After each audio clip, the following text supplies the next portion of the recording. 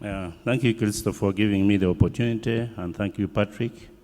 When I was here, my minister asked me to meet him. So then I'm not going to remain here up to the end. That's why I requested that I talk to these suppliers. As introduced, I work with Ppda, the executive director. And the Ppda, those who don't know, Ppda is a regulator for public procurement and disposal of government assets. Meaning that if you are doing procurement, when Nssf is doing these procurements, they have to follow the Ppda Act and the regulations. And as the authority, we oversee that these procurements are done in what Patrick was talking about, in an efficient, transparent, non-discriminatory, fair, and delivers value for money. Now, I wanted to mention 2 points. One, a message to Nssf. Patrick talked about procurement being a strategic tool. I agree. Public procurement should be used as a strategic tool to deliver national development. Why? 60% of our budget, the national budget, goes through public procurement. If we have 72 trillion, like what we had last year, this financial year, that means 60% of that, which is about 40 trillion, will go through public procurement. The infrastructure, like the list that was displayed there, works, services, consultant services, non-consultant services, and supplies. And this money is yours because you are the ones who pay taxes. And I want to encourage you also to pay taxes so that you can get it back into the system so that you get it. But being a strategic tool, how is procurement positioned, for example, at Nssf? Is it involved in decision-making? Is it involved in strategic planning and budgeting? The answer can be demonstrated from the budget that you have put into public procurement. So I appreciate you, Nssf, especially the leadership. And by the way, if you see the MD here, in this, he values the discussion, the conversation that we are taking. So the 781 billion is not really a small budget to share. But having said that, we need to look at public procurement as a strategic tool to drive the economic development. How can Nssf help now these suppliers? How can you come in?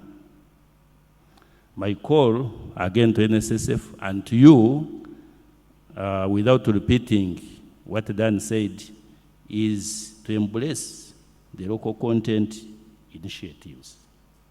Because, like, in this room, I think I don't see even foreigners here. We are talking about local providers. And when you talk about local providers, we are talking about the resident providers, those who have been living in Uganda for not less than 10 years, and the nationals who are Ugandans. So this is a message for you. The law has reserved products for you. For example, if we talk about roadworks, the nationals up to 15 billion. If you are doing some roadworks, okay, let me talk about buildings because most of you are in building. I mean, Nssf is building. Anything below 10 billion must be done by Ugandans. Anything below 15 billion must be done by a local provider. That means a Ugandan and a resident provider. So those deliberate effort and monitoring must be adhered to. But also, for Nssf, when you are buying products, there are products that we have reserved. Uniforms and clothing materials, cables, motorcycles, and others. Dan has the list. But also in your construction effort, the reservation provides for buying inputs. If you are building pension tower, we want to see you buying mitehimbwa, the iron steel, the cement, I know the other day we talked about the artificial intelligence building. I don't know whether you'll get those here in Uganda, but those materials, inputs that can be got here in Uganda should be bought here. And that should be a contractual arrangement between Nssf and the contractor, whether it is a Ugandan, or local provider, or a foreign provider. But also what is good for our local providers is that if a foreign provider, because most of your contracts are high, above the thresholds I have talked about, 30% should be subcontracted to this group. We'll be happy to support that initiative, but also as a regulator, we are going to monitor compliance. The other point I want to make is that whether these are the local, in works especially, anything above 5 billion that we have contracted out, you should attach graduate trainees. So I want to emphasize that, so that we build our local capacity. The subcontracting, first of all, is not only you to get money, but to build the capacity of your companies, get skills transferred to you, and then tomorrow you can also compete with these foreign contractors. At the end of the day, you will be competing. Because currently, even above those thresholds, you compete, but you don't succeed. Because maybe you have not done similar. I don't think like pension towers, there is anybody here who has done like pension towers. So you wouldn't actually meet the requirements, especially in experience. Dan talked about special interest groups. I want to appreciate that. If you are a disabled person, if you are a woman, I see the majority of participants are women. If you are a youth, go and look for the 15% of 781. That reservation should be, and 15% is 117 billion.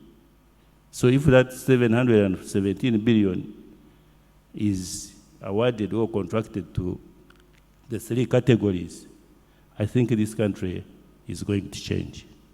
May I believe, especially in women, men don't take me in bad spirit, because they can invest the money that they earn.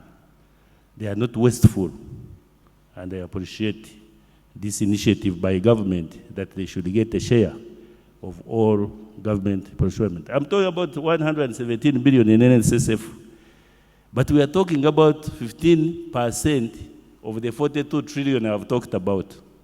It will transform this country. Thank you very much. I want to stop there. But also, maybe lastly,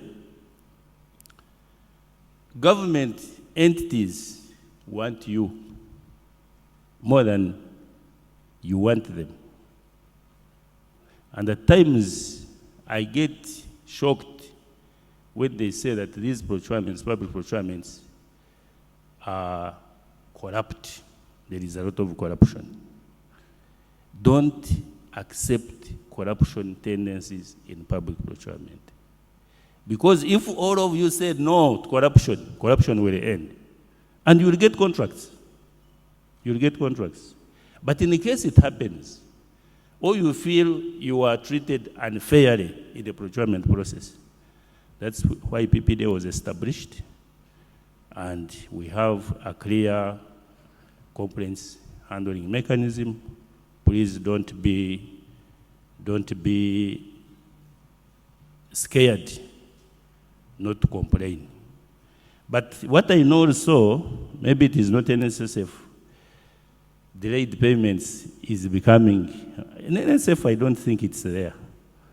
But in other government agencies, we are struggling.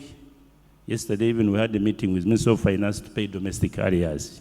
I know most of you are looking at demanding money from government, but hopefully next financial year, your domestic areas will be paid. I thank you for listening to me. I came with Freeman Ibinjira. He's my senior officer, and when I leave, I think take over. Thank you.